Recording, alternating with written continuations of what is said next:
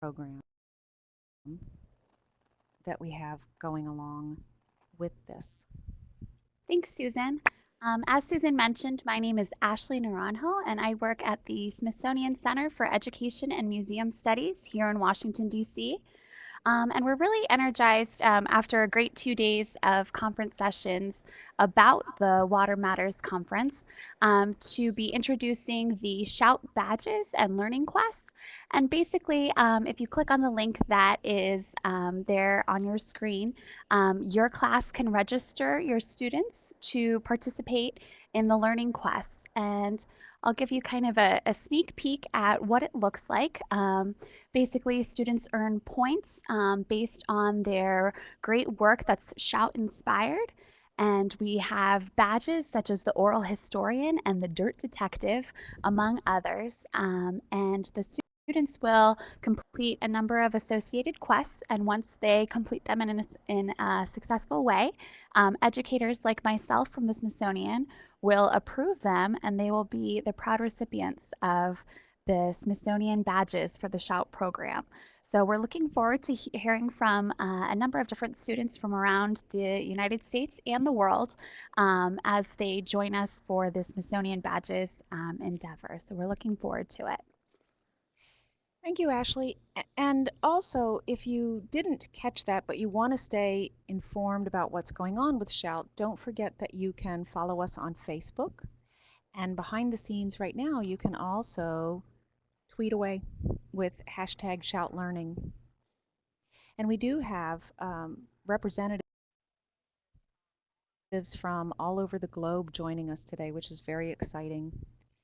Right now, I want to introduce Ed Schupman from the the Smithsonian's National Museum of the American Indian, and he works in the education department. And welcome, Ed. Thank you. Hi, everyone, and welcome to our presentation this afternoon. As Susan mentioned, I do work over at the National Museum of the American Indian, which is here in Washington, D.C. I'm also a member of the Muskogee, or the Creek Nation of Oklahoma. And very happy today to talk to you about, hopefully engage you in a discussion, actually, about the idea of civic responsibility, and particularly civic responsibility toward the environment, and what that concept means in American Indian communities and cultures.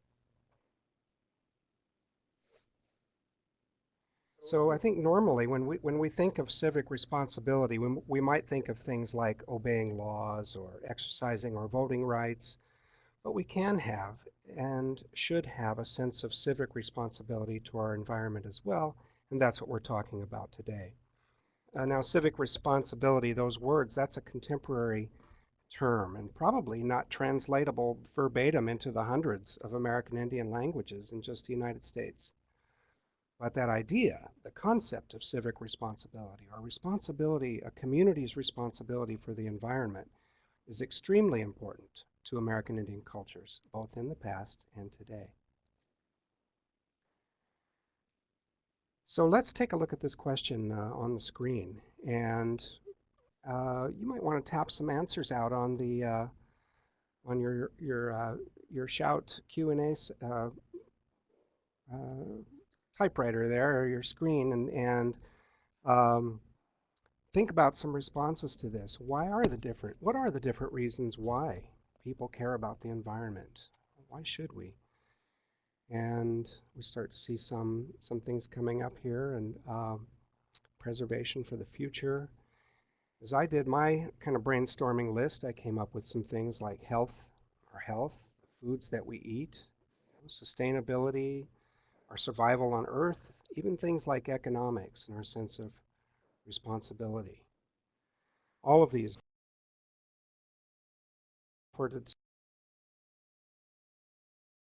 discussion today, I want to introduce three key concepts to understanding why many American Indian communities are working to protect the environment and why they feel a sense of responsibility for it.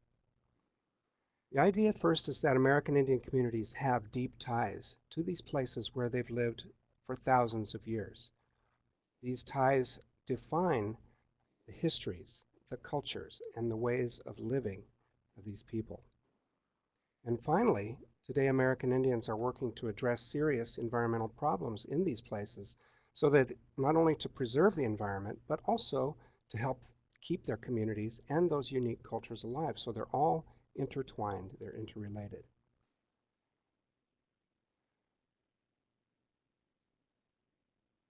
So I'm going to switch over to a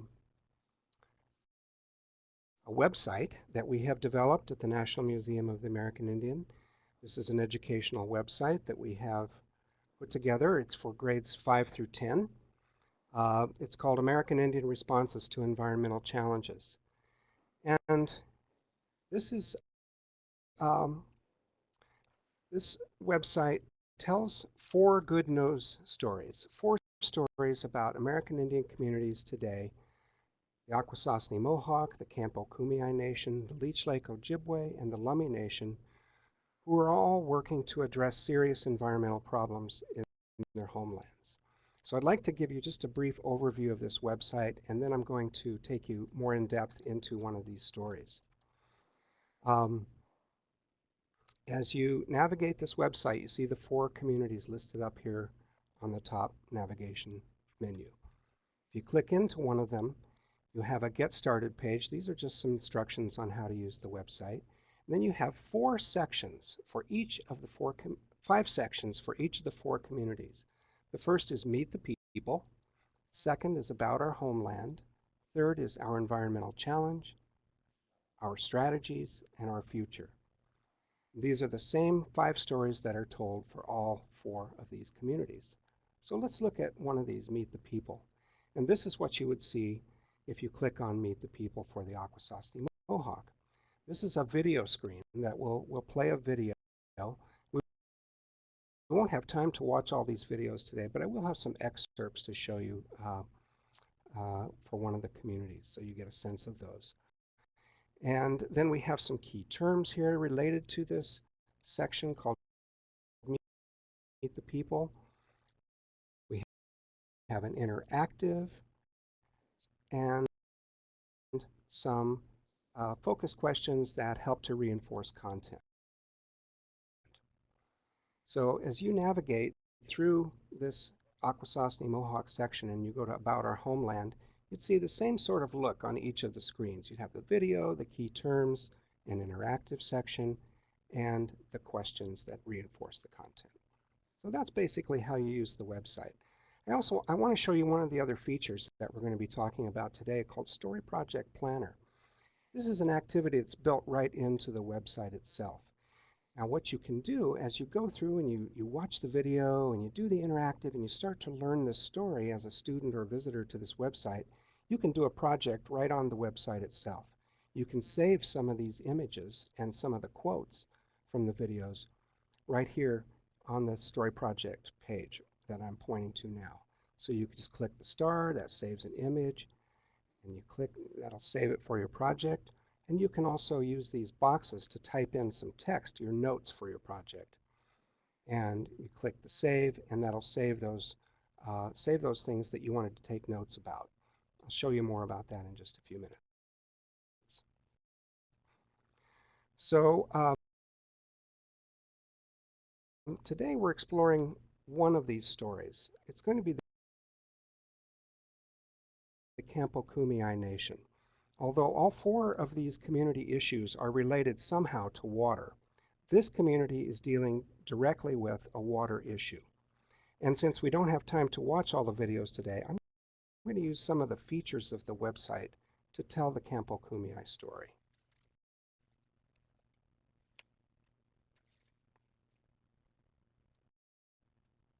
So let's go to Meet the People.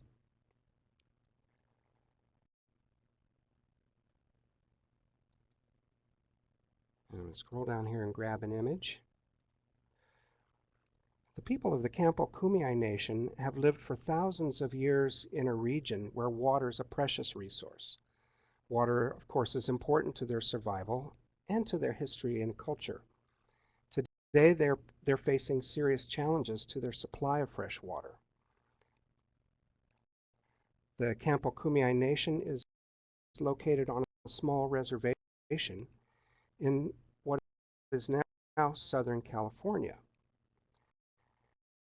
They're one band of a tribe that once occupied a large area of what's now Southern California and northern Mexico. So if you look at this interactive that I'm pointing to here on the screen, you see the general locator map. This is the United States, and down here in this lower left-hand corner, southwestern part of the United States, is this area that's expanded on the screen.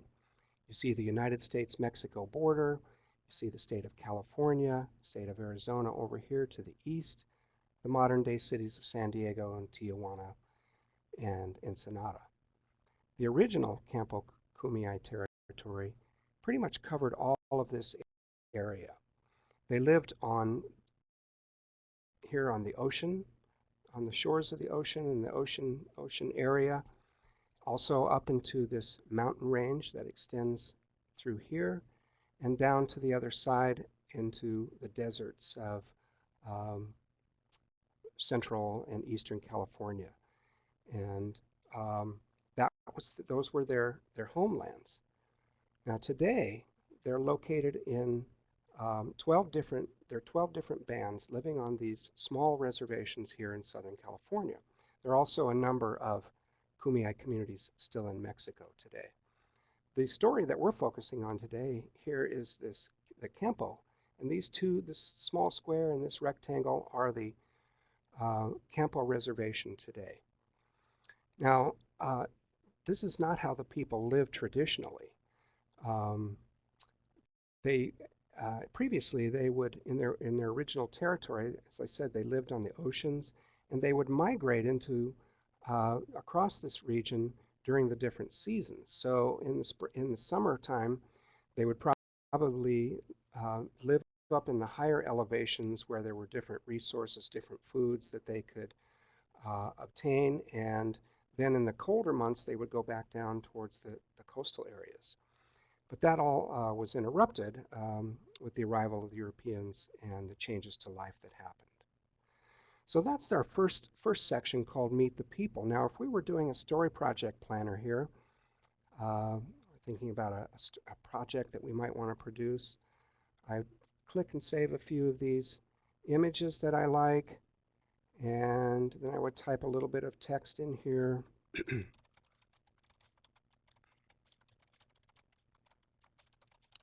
You might be thinking about these questions as I'm typing. You know, what have you learned about this tribe so far? What is it that makes this place they live in special to them?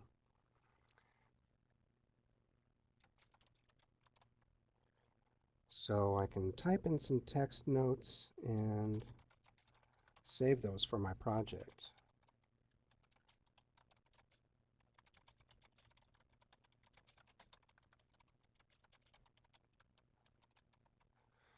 Okay, just by clicking Save. Now I've got some resources there for my project. So now we'll go on talking about homeland.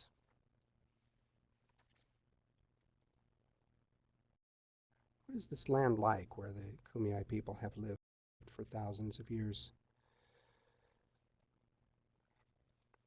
This is what they call a chaparral environment. It's a semi-arid area that gets about 14 inches of rain per year. It's an environment that is, it's a sensitive ecosystem that can really be affected by disruption. Some of the plants that are in this area are scrub oaks, sumacs, chamise, yucca, buckwheat, and oak trees. There are lots of oak trees, especially in the valleys.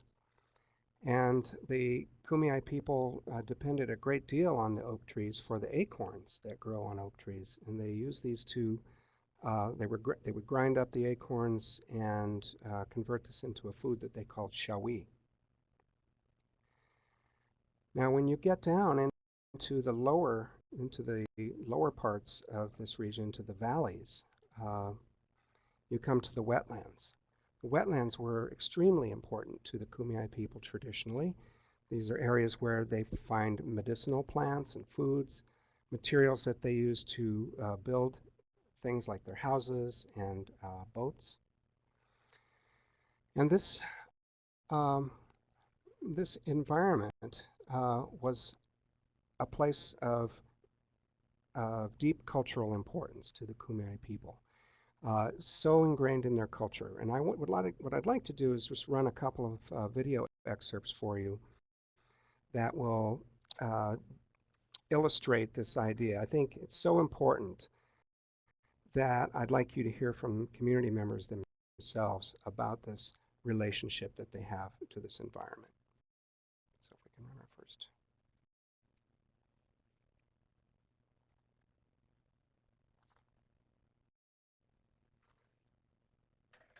We say the creators came from a place of water, a place of salt water. When they created this universe, all that there was around was water.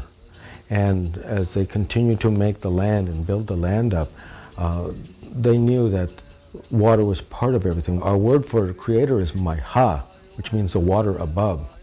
And it's a very sacred thing. Okay. And that was Stan Rodriguez. He was talking about their creation story and the importance of water as it appears in that creation story. So next we're going to have an explanation of Kumeyaay song and dance from Paul Cuero and some of the relationship to water that's found in those songs and dances.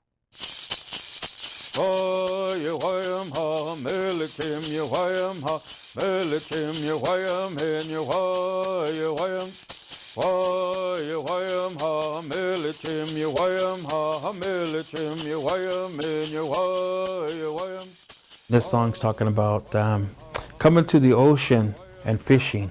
Our people believe they're like prayers because they come from the Creator Himself.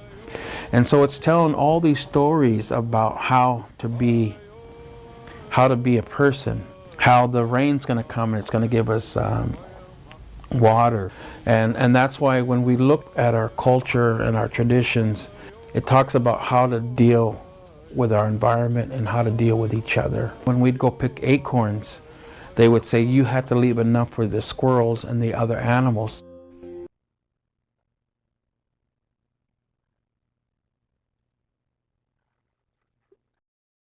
So that was Paul Cuero talking about mentioning of water and its importance in songs.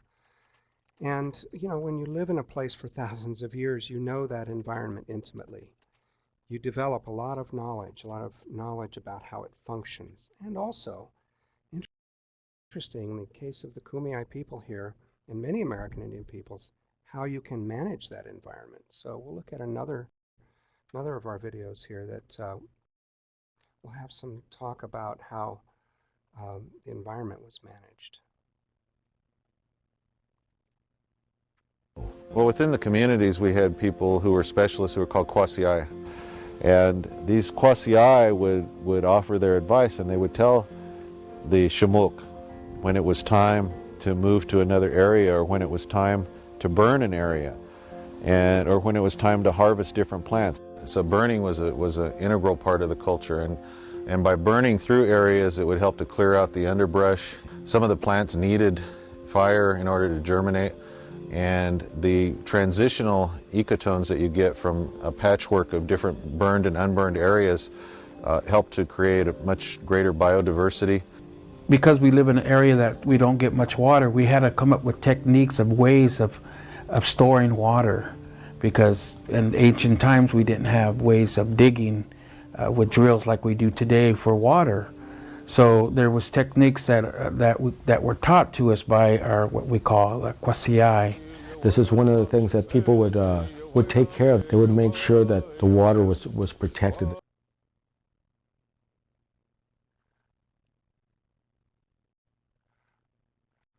Okay, so again, we're finding the evidence of the relationship with the environment in terms of land management practices and specialists actually within the community.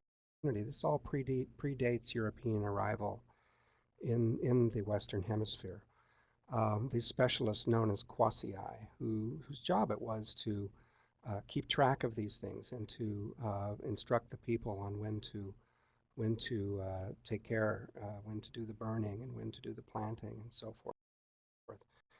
And then we have one final video that also talks about this relationship to environment in terms of the use of these resources. The wetland areas of the Kumeyaay were centers of plant and animal life. This right here is stinging nettle. It's good to eat. When you boil it, all the sting goes away. This is yerba manza, this wide leaf plant. And it's a medicinal plant. That's a baby willow. Willows are used in basket making.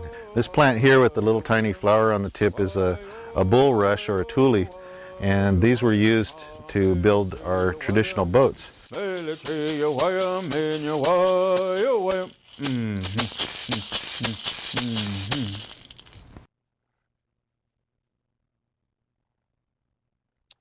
thank you.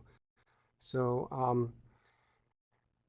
again, to summarize some of this land management technique, there's a particular grain that grew naturally in that area. It's disappeared from that area now, extinct from that region. It was a type of wheat, smaller than the wheat that we know today, that they harvested. After, and again, I'm using the interactive here on the screen, after the harvest, they threw the seeds from the grain back into the field and then lit it on fire to germinate these new seeds. They knew about harvesting plants in a way that would not interrupt the plant's reproduction cycle. And this would help the plants to grow stronger and more prolifically, and of course not taking everything, but leaving some. In wetland areas, they planted some of these medicine plants and food plants that they knew grew there naturally as well. And this is the technique that's really of interest to us too, is this dropping of rocks into the streams. And this helped to slow the water down. This would keep the soil from washing out with the rains, allow the plants to grow, and for the wetlands environment to thrive. They also fired the oak forests, and they fired it in such a way so that it would not burn the whole tree, but would clear the undergrowth out, clear out the insects, and create a healthier environment. So now we can think again about our story project planner. We know that the environment is semi-arid, and we had quite a few terms that we could type in there for our notes for our project, and some of the ways that it supports our culture, language, stories, and songs. And we could pick a few more images. Now, what I want to show you is what happens when you save these things for your project. You can click on Go to My Story Project, and it takes you over to this new page where the text that you typed and the images that you saved are there for you to do your project with. And then you have a template here. You can actually download these images that you've saved. You download them, they will download to your computer, or you can put them on a thumb drive. And then you can also print your notes from what you've saved from the stories. Then you can using this PowerPoint template that is here, can build your own PowerPoint presentation. Now, teachers are very creative people, so you may not want to do a PowerPoint. Students may say, well, no, we want to make our own movie or something like that. That's fine. We encourage that. And this is just there as one tool that could be used for students or a classroom to do a project with. All right, let's return to our Kumeyaay story, Campo Kumeyaay. Let's go on to our environmental challenge.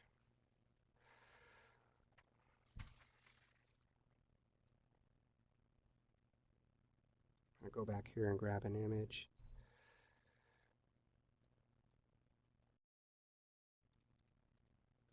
Now, the Spanish arrived in Kumeyaay territory in 1769. The Mexicans followed in 1822, and finally the Americans in 1846. Each time a new group arrived to this territory, it brought changes to where and how the Kumeyaay people lived and to their environment. Starting in about the 1870s, cattlemen came in large numbers up into all of Kumeyaay territory.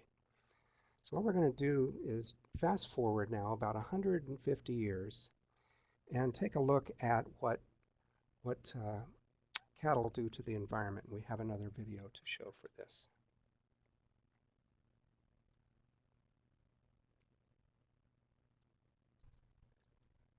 It's a good example of what happens when you have cattle grazing for over 100 years in an area. One of the plants you see here is the sage. This is the Great Basin sage. Sage is a disturbed area plant. The only way for sage to come in and really dominate an area is if it's continually disturbed. This is Campo Creek,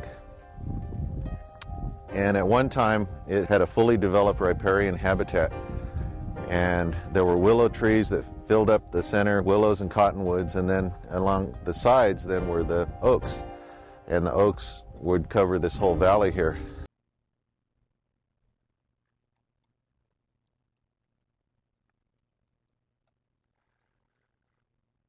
So Mike Connolly there from Campo Kumeyaay was explaining the effects of cattle grazing. Here's another interactive that we have on the website that talks about this, that the cattle ate the grasses and the small plants that couldn't replenish. They couldn't grow back quickly enough for the grazing that was occurring there.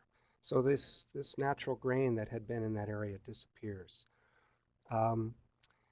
You also have, as plant life begins to disappear, so does water. And when heavy rains come, the water rushes across the land, carves out large openings in the land that soon dry up. Farmers and ranchers also began to drain this water from the natural wetlands to create more lands for their crops or their livestock. And then also trees were cut down for building material to make room for cattle. And so what you have, after time, is an environment that's severely denuded. You have what used to be a wetlands that has now become just a washed out arroyo with lots of invasive species and no water on the surface. So this is the problem that the Kumeyaay people were facing.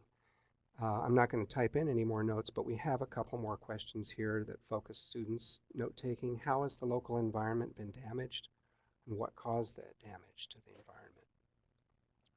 Let's look at some of their strategies. These are the ways in which the Campo Kumeyaay people are demonstrating their civic responsibility to this serious environmental issue.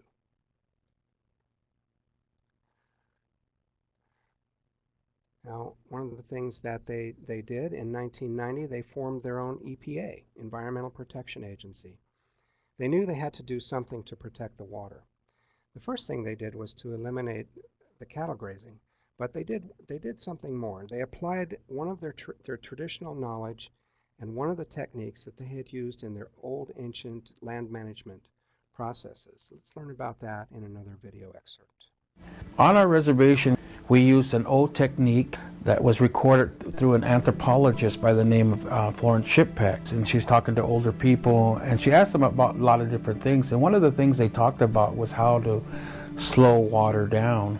And one of the things that came out was that the building of rock drop structures, placing rocks in the channels and rocks and brush was something that was commonly done to try to enhance the wetland areas, and so we took that and adapted it, and with modern technology we're able to bring in large rocks that we could anchor into these stream beds and we wouldn't have to worry about them washing out during big rains. And it was remarkable how quickly the land started to restore, the water table rose, and the plants started taking root. It would slow down the water flow and it would retain in the valley, and by doing that it raised our water table 20 feet, which is significant, which now we're using as a water source for many of our residents.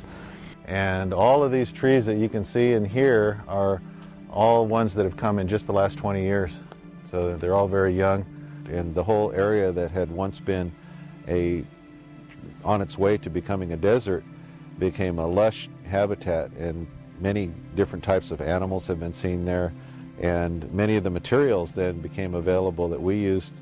It was also a place where we could harvest the traditional medicine plants and traditional food plants.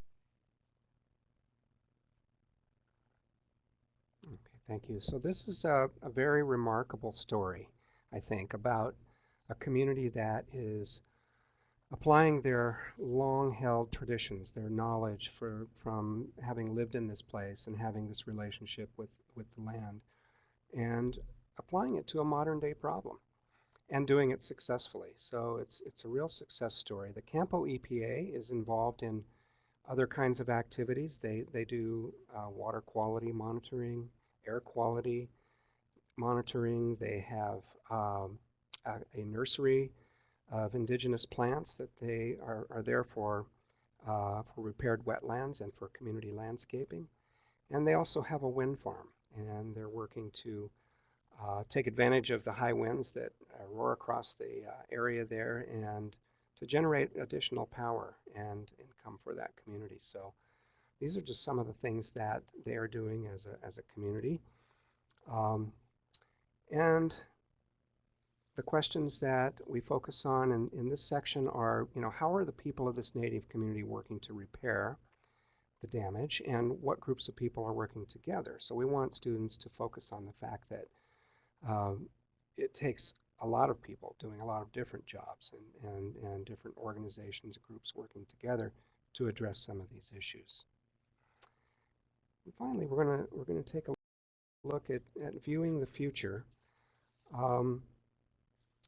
When you look at the success that the Campo Kumeyaay people had with this water issue and the rock drop structures, here's another interactive that shows the water table way down below in the actual granite bedrock. The decomposed bedrock doesn't have any water in it, the sandy soil, and there's certainly nothing on the surface.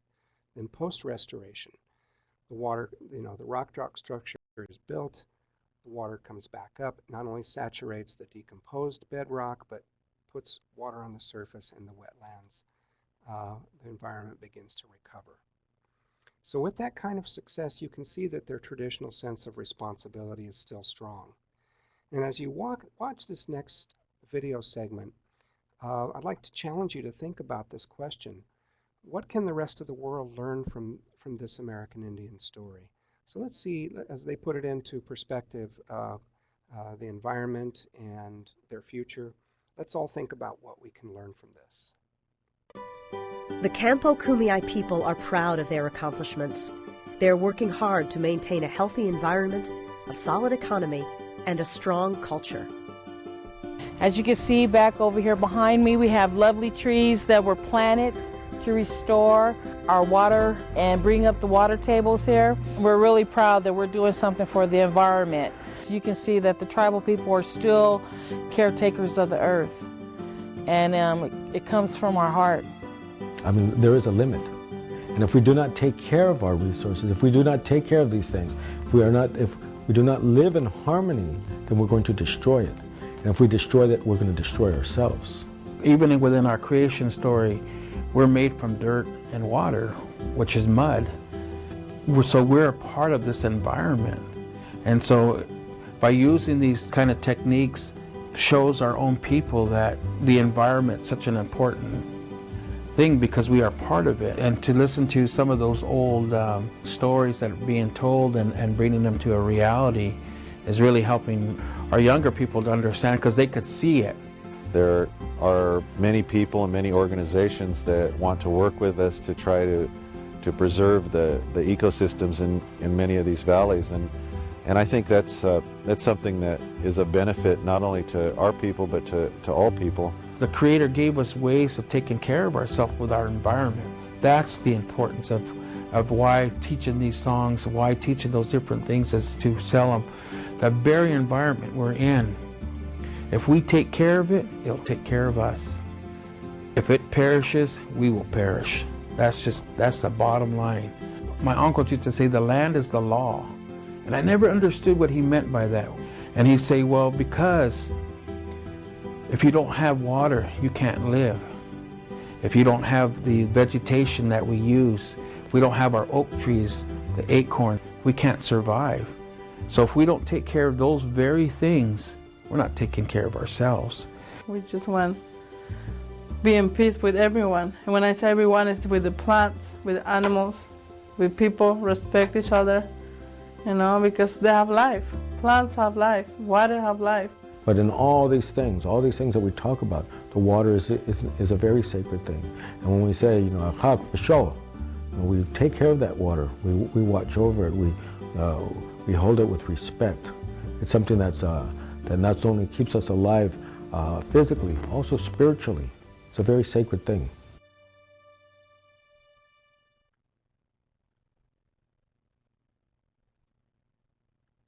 Okay. Well, so if we were going to ask the question again now, what are the different reasons why people care about the environment? Would you answer it any differently now? Has this given you any new perspective about ways to think of the environment and ways to motivate us to care? One final thing that I want to show you on the Story Project Planner are the last two questions that are contained in the planner itself. And these ask students to consider what environmental problem exists in your community and what people are doing about it, and what can you do to help your community fix this problem. Okay, so I'd like to go back to my PowerPoint now.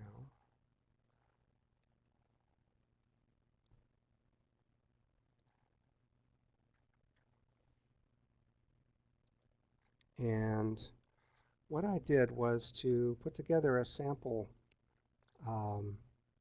student project. This is a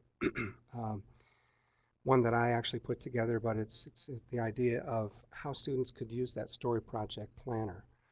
First, to sort of retell what they've learned about the Campo Cumeae. And I'm just going to go quickly through these slides. The idea of change that happened and what happened with cattle, the problem, using the old technique, the success with the water table coming back up, importance of teaching children and educating the next generation. And now we take it to where we live. And for this purposes, I just picked an example of something in our own local community here in Washington, D.C., the Anacostia River, which has some serious environmental issues that people are dealing with. It's right here in the D.C. area. It's a very important historical river that, you know, there used to be Native Americans that lived in this area. In fact, the word Anacostia comes from that Algonquian language that was part of this region, meaning a trading center. The problem now for the Anacostia is in large part is stormwater runoff. And we see that things like trash that floats down through this large urban area, through the drain systems, the storm drains, an area that has a population of around 5 million people, chemicals, fertilizers and oils that enter the river. And then who's doing something about it? This, you know, explores the idea that there are partnerships, laws that are being passed, and different organizations. Even our own Smithsonian Anacostia Community Museum has an educational initiative that focuses on the Anacostia River. The importance of educating children. Again, a lesson learned from the story on the website about the Campo Cumeae people. Students doing some work on this river, and the other people that are involved. It takes more than just one person or one group to work to help a river to recover. And so this is just a sample kind of project that I put together to show what students can do with this website. Now you have the possibility of submitting your students' projects to our environmental website that I was showing, and we can post them right there for the world to see. And this is the process. So you actually take your student's project, whether it's a PowerPoint or a video, and you post it on a social media site such as SlideShare, YouTube Education, or Flickr. You get an embed code. You submit that code to us on the form that's supplied on the website, and the first few that we get will get a free book out of that one. So, and students can see their own work there on a website. So this really concludes what I had to present today. I'd really like to open it up for any questions, and if anybody has any thoughts they'd like to share. Great. Questions and comments in the Q&A. I'd like to hear if our listeners are aware of water issues in their communities and any groups that are taking action. It's very interesting, the engineering that went on in the arroyos with the stones and then to build up. It's not just a superficial fix. It's really getting down into the bedrock too. Yeah, they're going quite a ways down below the surface to really make space for water to come back into that area. I'd also be interested in hearing about if there are teachers on board with us today. What are some of the environmental projects that you might have been studying in your areas? Mm-hmm. And if we have the folks from Craig, Colorado on with us today, they did an interesting project with an overpopulation of deer. Oh, yeah? In their area. And that's actually resulted in a really nice Smithsonian publication called What's Your Problem?, which is available through the SCIMS office here at Smithsonian Center for Education and Museum Studies, that really gives some advice and guidance to classrooms about how to conduct an environmental research project in their community. Here's a group from Lake Bluff that's working on preserving the wetlands around their area. They're in the northern Chicago suburbs area. Yeah, again, another great big urban area. Wetlands are endangered anytime there's development. Oh, and it's all over that area. Everywhere, sure. And but they're essential, and I think environmental science has shown over the last 20, 30 years or so just how important wetlands can be. So that now when you have developments going in, say a new housing development, they're supposed to account for the preservation of wetlands. Some of the other communities that are featured on our website also deal with water issues. The Leech Lake Band of Ojibwe from northern Minnesota, they're looking at the preservation of wild rice, and wild rice is a plant that grows in water. So anything that affects the health of that water, such as development or upstream mining, damming of the rivers and so forth, all has an effect on that wild rice. The Lummi Nation in Washington State, they're dealing with salmon restoration. Salmon is a part of their identity and a part of their culture for thousands of years.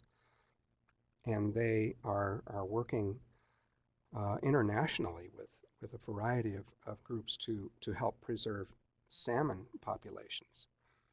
And then the Akwesasne Mohawk are also, they're located in upstate New York. They are working to preserve black ash trees. Black ash trees are under threat by an invasive species of beetle known as the emerald ash borer beetle. And black ash grows in a wetlands type of environment as well. So water is pretty essential, and it affects in all areas of life when it's threatened. For those who are listening out there, Ed put the question to you a little while ago about after you saw the videos, how did that change your perspective at all? And we'd still love to hear from that. And here's another group that says, They're in Maryland, and their students are involved in a local Sligo Creek that runs into the Anacostia. Yeah. And the entire community of all ages in partnership with the Friends of Sligo Creek and the Audubon Society. So groups coming together to form alliances to work on some of these problems. And working with students as well. I remember when I was in middle school, our science teacher took us canoeing on the Conestoga River. And this might have been after Hurricane Agnes, tropical storm. Anyway, that really had an impact. It's something that you remember when you get involved and actually work with the problem. It does have a huge impact, and in all 4 of these communities that we have featured on our website, the education of youth is an extremely important aspect of, again, not just repairing the environment or creating the next generation of children to care for the environment, citizens to care for the environment, but it's also to protect and preserve their culture. And to pass along those ideas, to pass along that language, those songs and those dances, and really to work to keep the culture alive as well. While we have a couple minutes, does anyone else have any questions that you would like to ask? And I was curious too. I'd ask the question if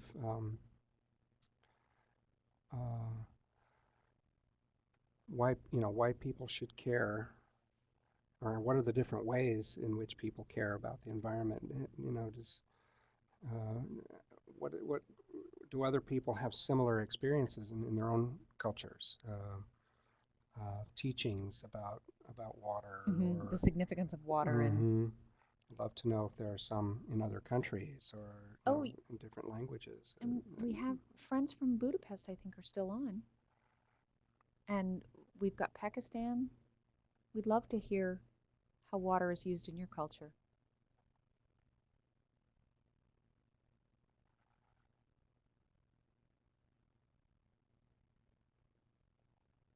I can think of lots of examples, but they're all North American, European.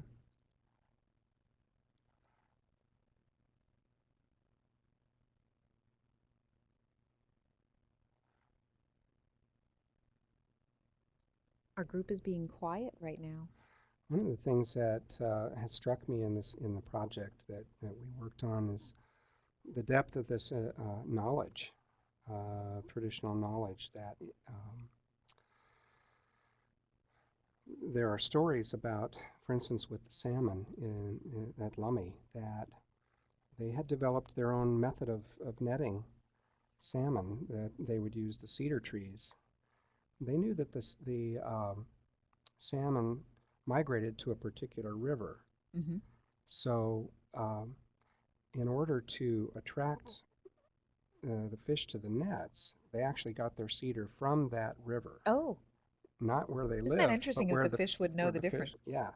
So I think they knew that the fish use their olfactory senses, the sense of smell, to find these places. We're all attracted to something that feels like home or Right. smells like home. Or And salmon go a long way to find their home. That's great. Thousands of miles to come back to the river, to the place where they were originally spawned. Fiona from Lake Bluff says that in her heritage, which is Finland, water is important, and they tend to have their homes near rivers, right by the water, or lakes. Does she remember? I wonder if she remembers any stories about that growing up, or.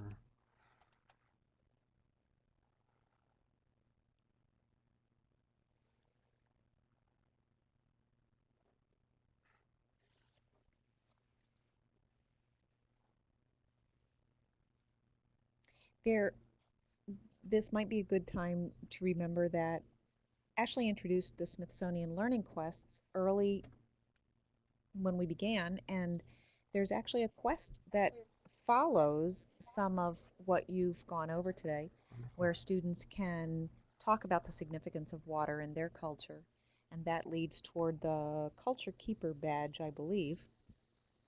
So Those of you who are listening, if you want to also register for the Learning Quests program, you can continue to think about ideas. And I see Jonathan is bringing a slide over, and he may want to add his voice to the mix and close us up.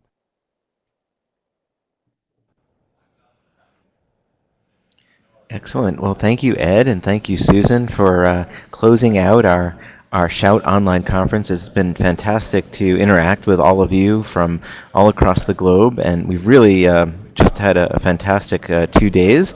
We hope that you will continue to stay connected and sign up for the Smithsonian Learning Quest, where you can do some of the same kind of work that the Smithsonian experts and researchers, educators we've been meeting over the last 2 days are doing by engaging deeply with the world around us, the people around us, and the natural environment.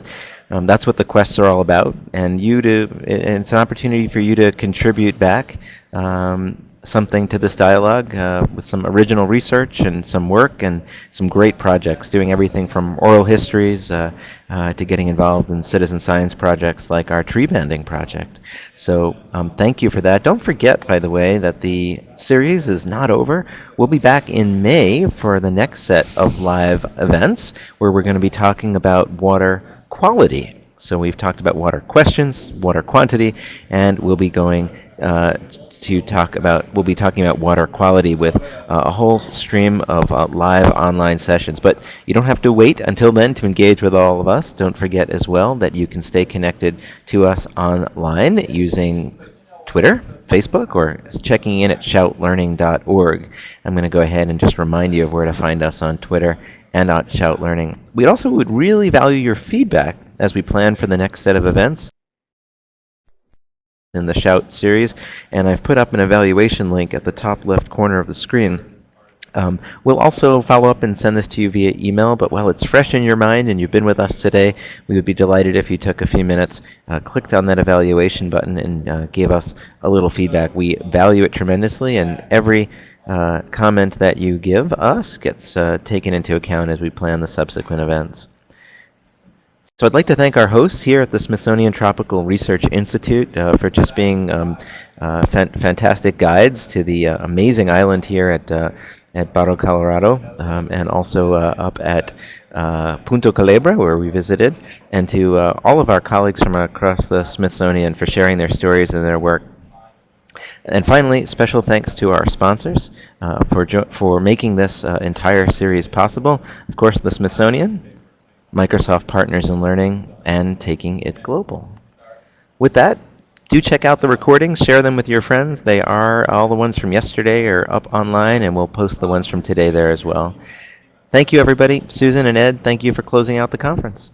Take care, everyone.